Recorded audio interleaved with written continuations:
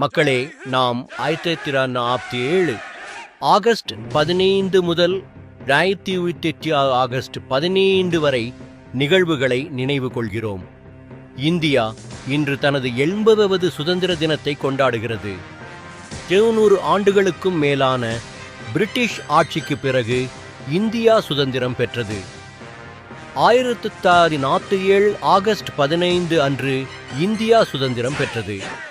இந்த சுதந்திரத்திற்காக மகாத்மா காந்தி தமது வாழ்க்கையை அர்ப்பணித்தார்.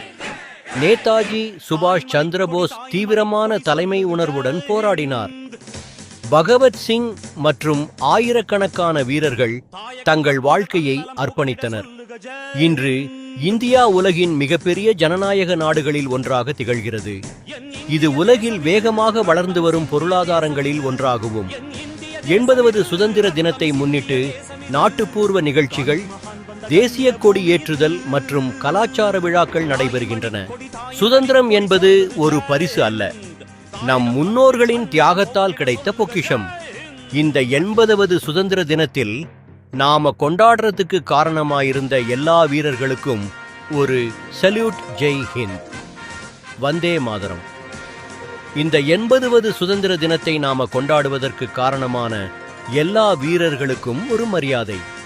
இத்தகைய தகவல்களுக்கு ஃபேக்ட் ஷாட் தமிழ் சப்ஸ்கிரைப் பண்ணுங்கள்.